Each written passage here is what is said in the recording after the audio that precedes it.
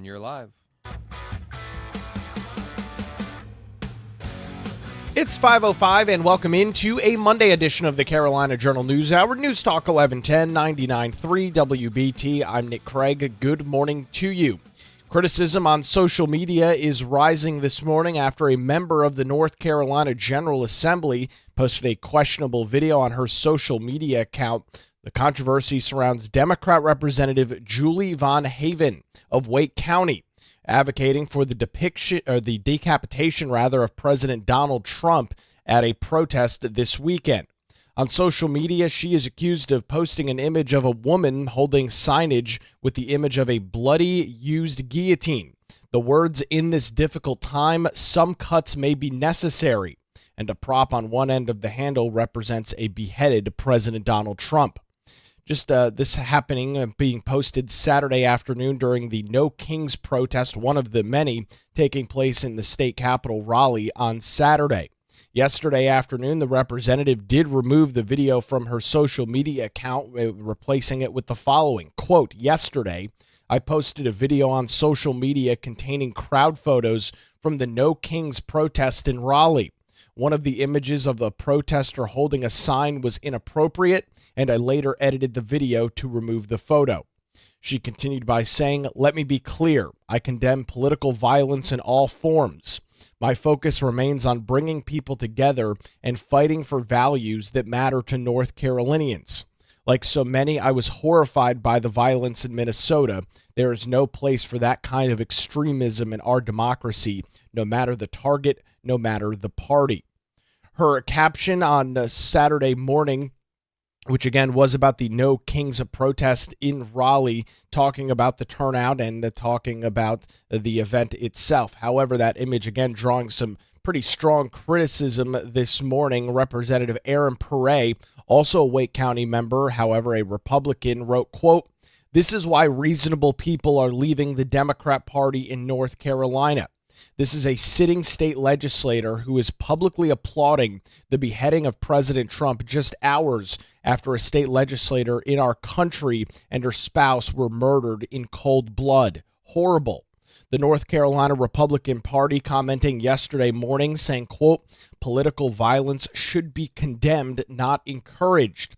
And also House Speaker Destin Hall, the leader of the North Carolina House, releasing this post yesterday afternoon on social media. On the same weekend that a gunman in Minnesota targeted state lawmakers in an act of political violence, and after two attempted assassinations of President Trump within the past year, Representative Von Haven of Wake County shared an image of a protest sign that glorifies violence against her political opponents, including President Donald Trump. Her disgraceful behavior fails to meet the standards expected from House members and sets a dangerous precedent in an already volatile political climate. I am examining next steps with our legislative attorneys to ensure this behavior does not continue.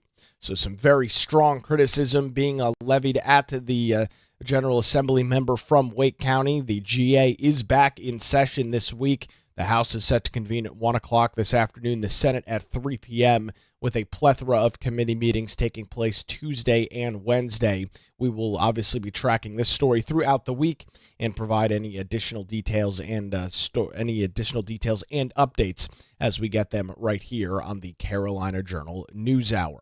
In some other statewide news this morning, a company by the name of JetZero Incorporated will invest $4.7 billion to launch its first manufacturing plant at the Piedmont Triad International Airport in Greensboro, a project that is expected to generate over 14,000 jobs by 2036. This is according to an announcement from Governor Josh Stein late last week.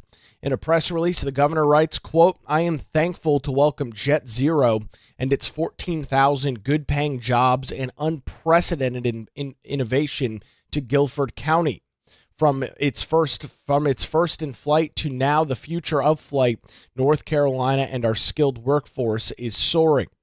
JetZero Incorporated is an aerospace startup pioneering the development of the Z4, a revolutionary bent-winged body jet.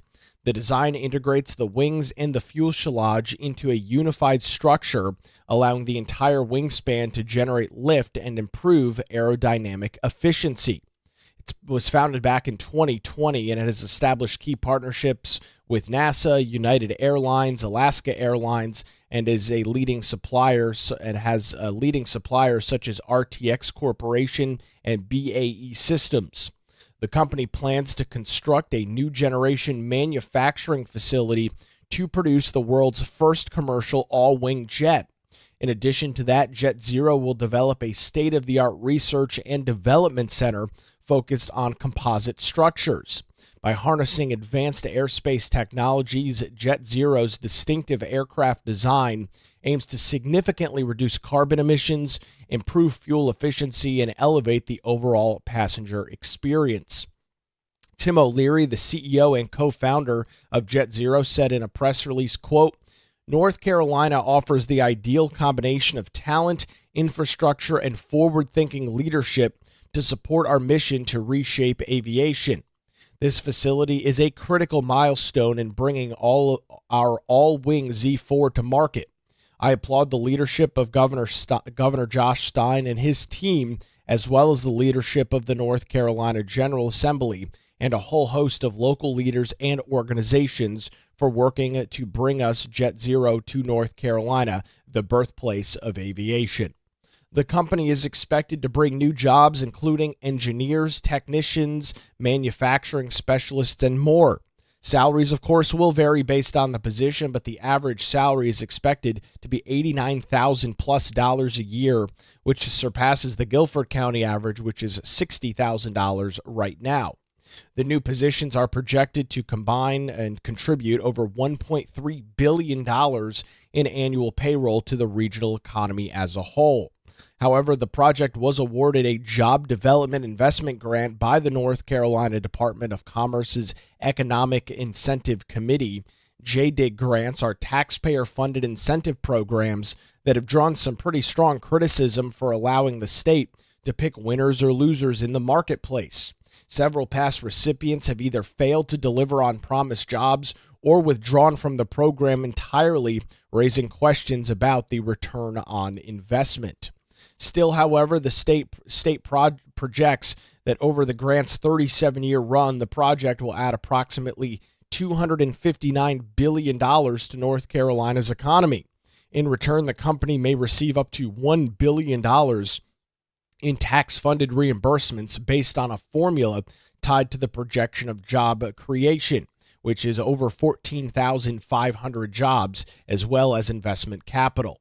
Brian Balfour, the vice president of research at the John Locke Foundation, said, quote, "This latest announcement puts the hypocrisy of Governor Stein on full display. Like his predecessor, Stein loudly opposes tax giveaways to corporations out of one side of his mouth when it comes to reducing corporate taxes across the board, then approves of billions of dollars worth of taxpayer handouts to a major corporation on the other side. Roy Cooper put North Carolina on the hook for 3 decades with handouts to the failing VinFast and nearly 4 decades to the world's largest corporation, Apple. VinFast was first announced in 2022, and while the Chatham County plant broke ground in August of 2023, it has faced repeated delays. The site, as of this morning, remains unfinished with no active operations, and the company announcing a recent shift of its focus to Asia, launching a new plant in Indonesia nearly a year after construction began in North Carolina. Balfour continued by saying now taxpayers will be on the hook for 37 years with this latest deal with a California company. These corporate welfare deals are nothing more than political favoritism and cronyism that invites political corruption and compels small businesses to help finance the bottom line of major corporations.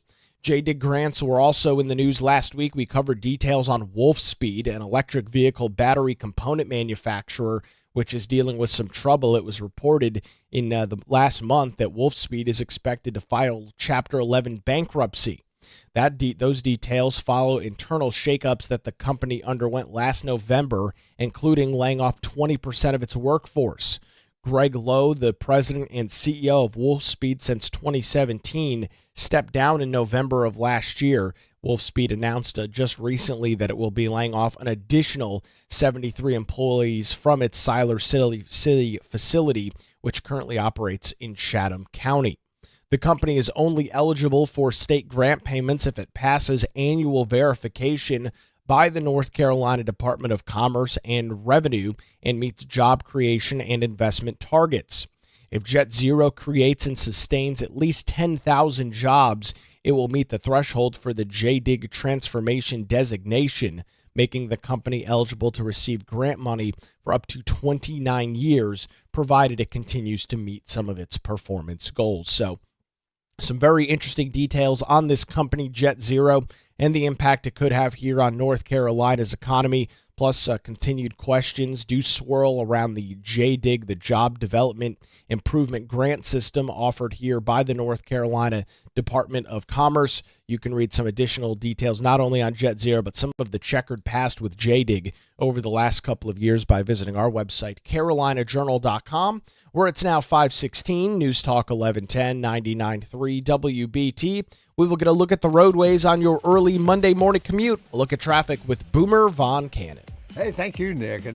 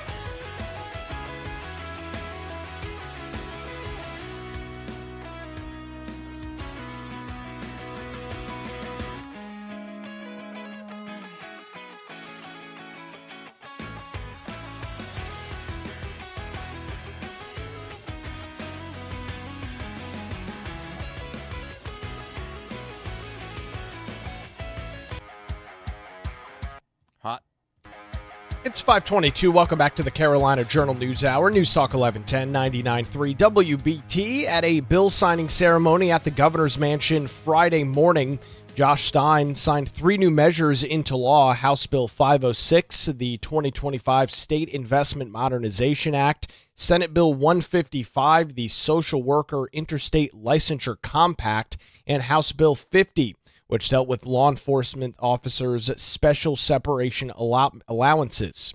We'll start with the Investment Modernization Act. It was filed in March in the General Assembly. The legislation establishes the North Carolina Investment Authority, or the NCIA, which will be a brand new independent state agency tasked with modernizing the state's investment management system.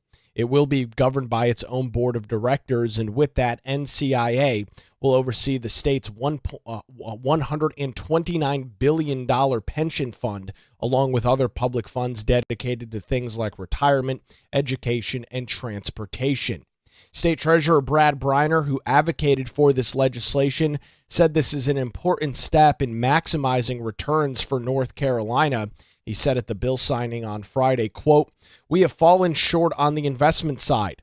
That has come at a cost to our taxpayers. That has come at a cost to our retirees. And this legislation allows us to fix that problem. It will have a profound difference for our state over a long period of time. If we can deliver 1% more, we are able to deliver $2 billion a year or more to our state budget, and that is why we are doing this." Governor Stein emphasized the significance of the new law, noting that it brings more voices to the table when it comes to making decisions about the state's retirement system, with Stein telling the crowd on Friday, quote, "Currently, our state investment decisions are made by only one person, our state treasurer. Very few states have this system of what we call a sole fiduciary for making decisions about the hardworking state employees' pensions. And while I trust Treasurer Briner would do an excellent job if he kept this authority to himself, he and I share a belief that this process will be stronger when more voices are involved." So that's dealing with the investments for retirement, the state pension, and things of that nature. Turning our attention to law enforcement and special separation allowances, North Carolina law enforcement officers are currently eligible for a special separation allowance after serving 30 years or reaching the age of 55 with at least 5 years of service. Once they retire, they typically receive thousands of dollars per month until age 62. However, if they continue working, they lose access to those benefits, essentially forfeiting them. This new change will allow the benefits to be paused rather than forfeited, letting officers collect it when they choose to retire and keeping more officers on the force. Governor Stein said at the press conference on Friday, "If we want to keep the best, we have to support them." And that's exactly what this legislation does. They deserve to have options for when and how they retire, so that if they want to stay on the job and serve their communities, they can without losing their hard-earned benefits.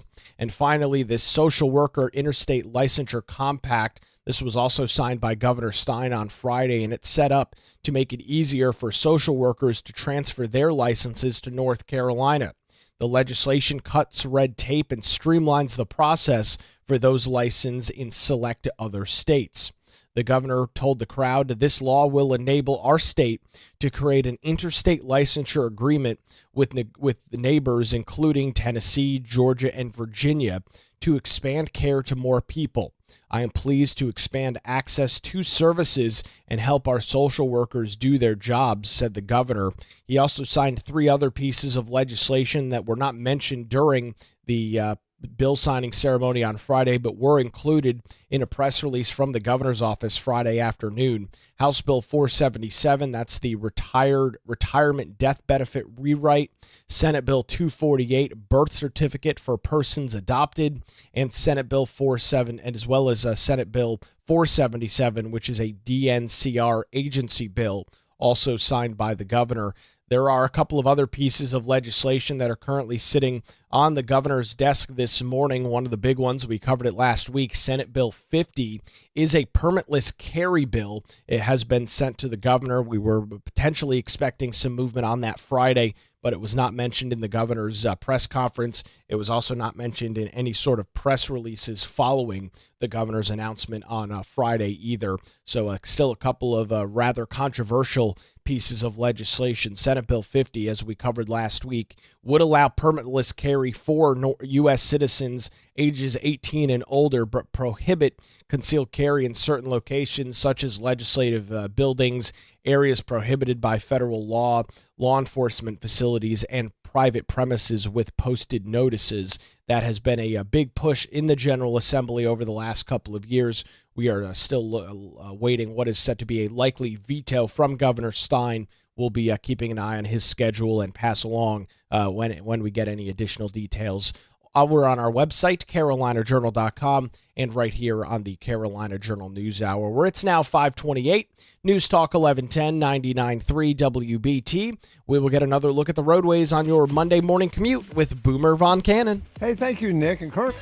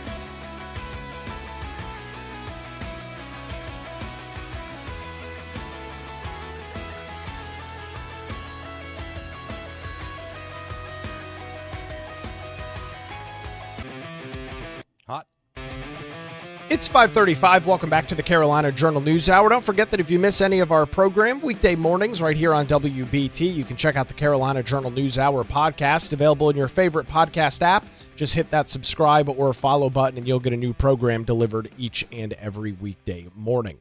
Turning our attention to some business news this morning, JetZero Incorporated is set to invest $4.7 billion to build its first manufacturing plant at the Piedmont Triad International Airport in Greensboro, a move expected to create more than 14,000 jobs by the year 2035. In an announcement by Governor Josh Stein late last week, the aerospace startup will produce the Z4, a next-generation all-wing jet designed to boost fuel efficiency and reduce carbon emissions. Governor Stein said in an announcement, quote, "I am thrilled to welcome JetZero and its 14,000 good-paying jobs and unprecedented innovation to Guilford County. From first in flight now to the future of flight, North Carolina and our skilled workforce is soaring." Tim O'Leary, the CEO and co-founder of JetZero, said in the press release, quote, "North Carolina offers the ideal combination of talent, infrastructure, and forward-thinking leadership to support our mission to reshape aviation. This facility is a crucial milestone in bringing our all-wing Z4 to market. I applaud the leadership of Governor Josh Stein and his team, as well as the leadership of the North Carolina General Assembly and a whole host of local leaders and organizations for working with us to bring JetZero to North Carolina, the birthplace of aviation." With an average salary of more than $89,000 a year, the project is projected to add $1.3 billion annually to regional payroll and more than $259 billion to North Carolina's economy over the next 30-plus years.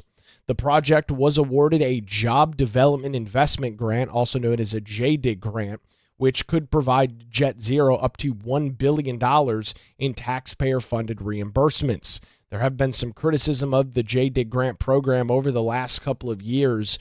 Brian Balfour, the vice president of research at the John Locke Foundation, said, quote, "This latest announcement puts the hypocrisy of Governor Stein on full display. Like his predecessor, Stein loudly opposes tax giveaways to corporations out of one side of his mouth when it comes to reducing corporate tax rates across the board, then approves of a billion-dollar taxpayer handout to a major corporation on the other side. Roy Cooper put North Carolina on the hook for 3 decades with handouts to failing VinFast, failing company VinFast, and nearly 4 decades to the world's largest corporation, Apple. He continued by saying now taxpayers will be on the hook for 37 years with this latest deal with a California company. These corporate welfare deals are nothing more than political favoritism and cronyism that invites political corruption and compels small businesses to help finance the bottom line for major corporations. The company is only eligible for the state grant payments if it passes annual verifications by the North Carolina Department of Commerce and Revenue and meets job creation and investment targets. If JetZero creates and sustains at least 10,000 jobs, it will meet the threshold for the JDIG transformation designation, making the company eligible to receive grant payments for up to 29 years, provided that it continues to meet its performance targets. And just over the last couple of weeks, we've learned some issues about a company receiving JDIG grant funding, Wolfspeed, an electric vehicle battery component manufacturer. They are scheduled to file for Chapter 11 bankruptcy. That was reported last month.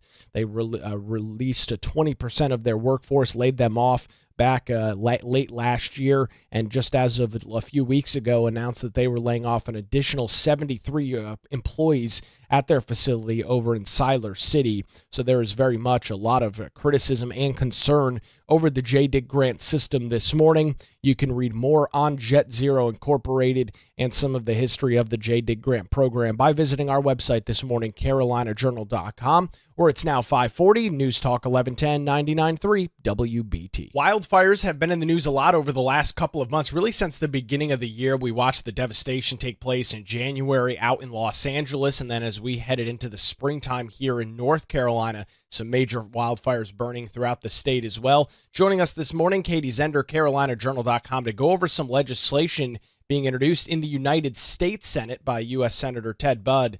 Katie, what's the latest that you're following in D.C.? Hi, good morning, Nick. Thank you for having me on. So U.S. Senator Ted Budd introduced a bipartisan piece of legislation on Thursday, along with Senators Roy Wyden from Oregon and U.S. Reps Kim Schreier from Washington and David Valado from California. They introduced the National Prescribed Fire Act of 2025. And so what this bill is going to do is it's aimed to reduce the risk of catastrophic wildfires by investing in hazardous fuels management and expanding and accelerating the use of prescribed burns to control wildfires. And Katie, this tends to be more relevant, especially in more blue areas. You look at some of the states like California, where over the last 20 or 30 years, they've really gotten away from doing some of these prescribed, or some folks call them controlled burns. That has left so much tinder, so much fire fuel on the floor of the forests that, lightning strikes, a cigarette is thrown out, or a power line comes down. The next thing you know, you've got a wildfire that's burning hundreds of acres and thousands of homes. It can be a real devastating scenario if not appropriately managed. That's right, Nick. And so one of the things that this bill does is it increases the percentage of federal land on which prescribed burns will occur each year. And I think it increases it by like 10% over a 9-year period. And so each year, that percentage of federal land is going to get 10% greater than the previous year. So that's one of the clauses in the bill. But you're right, Nick. North Carolina is actually the #1 state in the nation at risk of wildfires. So might be a surprising fact for some people, but Troxler told this to lawmakers earlier this year when he was, advocating for funding for North Carolina Forest Service and the Department of Agriculture. And so prescribed burns is something that North Carolina really should be implementing more of. It's one of 11 southern states with a burn manager certificate program. And according to Margaret Young, she told lawmakers earlier in the year that the Fiscal Research Division receives $1 million in recurring funds from the state budget for their prescribed burn cost share program. But they do this in states like California. I used to cover that area out there. And so a lot in Southern California, they do implement this, prescribed burn kind of program, which burns all the debris and all these things that are laying on the ground that causes these wildfires. And one point that Senator Budd brought up was, after Hurricane Helene, we've got all this, debris laying on the ground that's really been building up. And so that is one of the reasons why, they really feel the need for this piece of legislation. Yeah, you talk about that, and it was mentioned earlier this year by Steve Troxler that because of all of that debris, that's the reason why North Carolina is the state that is at most risk. There's kind of two periods, as I understand it, of wildfires. You've got kind of the early spring into the summer, and then the late summer into the fall when those highest risks truly exist. And Katie, I mean, you can look at any pictures back from September of last year, all of these trees, all of this wildlife being toppled, and many of those things are still just sitting on the side of the road, sitting in riverbeds. It's a huge risk for wildfires as we head into the latter part of an active fire season, unfortunately, here in North Carolina. Right, that's exactly right, Nick. So we do have the two primary fire seasons here in North Carolina. We've got, like you said, early spring into kind of summer a little bit, and then late summer into the fall. So yeah, we're kind of close to the end of the first season. And we did have those wildfires back in North Carolina. Back in March, they started and burned a significant numbers of acreage out in the Piedmont, Sandhills, and Coastal Plains regions. And according to the North Carolina Forest Service, to date this year, 4,193 wildfires have scorched more than 26,000 acres, which puts the state on track to surpass the 2024 totals of over 4,500 fires and just over 15,000 acres burned. So those are shocking numbers, and we're only, halfway through or almost to the end of the first fire season here in North Carolina. Yeah, very alarming numbers there. You've got some additional details on the legislation that is being watched up in the United States Senate. Where can folks go and get some of those details? Right, they can read the full article with all the numbers and the quotes at carolinajournal.com. Katie Zender joins us on the Carolina Journal News Hour, where it's now 5:45. News Talk 1110 99.3 WBT. We will get another look at the roadways on your Monday morning commute with Boomer Von Cannon. Thank you, Nick. Have a report.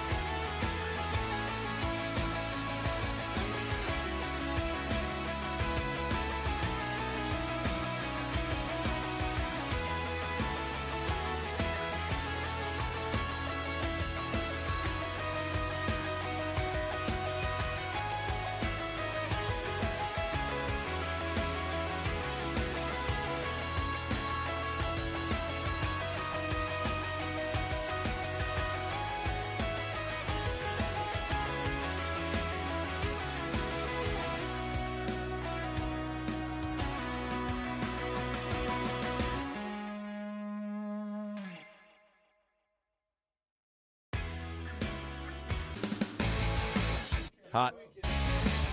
It's 5:51. Welcome back to the Carolina Journal News Hour. News Talk 1110 99.3 WBT. House Speaker Destin Hall, who is also the chairman of the Joint Legislative Commission on Government Operations, has officially requested records from UNC-Chapel Hill regarding Dr. Ralph Baric and his work related to COVID-19. In a June 13th letter obtained by the Carolina Journal through the Speaker's office, Hall requested records from UNC-Chapel Hill Chancellor Lee Roberts, originally requested by U.S. Right to Know, a nonprofit newsroom and public health research agency. The House Speaker also confirming this on X, a post on X, pushing for answers and transparencies. The Right to Know group has filed suit with the university for Barrick's records to find out more information on the origins of the COVID-19 virus. Last month, U.S. Right to Know filed an opening brief with the North Carolina Court of Appeals. They said that the request for UNC's public records began in July of 2020, according to court filings. After initially reporting that the request involved more than 336,000 pages of documents, the university eventually pulled some 86,000 pages in response to the request. The briefing explains defendants provided only 6 pages of responsive documents from a critical time period concerning the origins of COVID-19, namely from March 20th, 2019 to January the 9th, 2020. House Speaker Destin Hall has requested records from July of 2020 to August the 12th, 2024. In addition, the House Speaker has requested all documents provided to congressional members, committees, and subcommittees related to Ralph Baric and Baric Labs SARS-CoV-2, as well as the Wuhan Institute of Virology.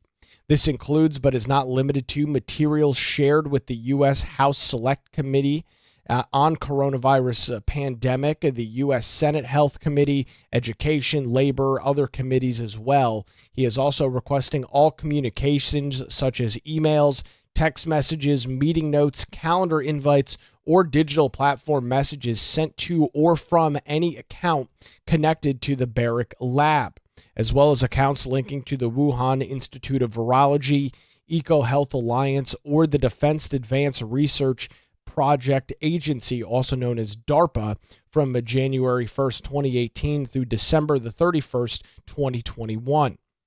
House Speaker Destin Hall noted that under state law, requests made by the commission are confidential, and the details of such report, quote, shall only be revealed by an agency employee to another agency employee to the extent that it is necessary to fulfill a request for document production or to gather more information as requested. He told Lee Roberts, the chancellor of UNC-Chapel Hill, that he expects a response from the university by June the 18th, so coming up here in just a couple of days. Kevin Best, a senior director of media relations at UNC-Chapel Hill, told the Carolina Journal in an emailed statement late last week, quote, the university deeply values and appreciates its partnership with the General Assembly and is committed to legal compliance and transparency. In November, Carolina Journal reported how Dr. Robert Redfield, the former director of the U.S. Center for Disease Control, CDC, made a direct accusation that COVID-19 was started in a lab at UNC-Chapel Hill by Dr. Baric and not a lab in Wuhan, China. He made the claim on a podcast last year where he said that the virus, quote, was intentionally engineered as part of a biodefense program and that the United States' role in that was, quote, substantial. He told the podcaster, quote, when you look at the accountability for China, their accountability is not the lab work and the creation of this virus. Their accountability is not following the international health regulations after they realized they had a problem and allowing people like me at the CDC to come in and help them within 48 hours like they were obligated to that on a based treaty.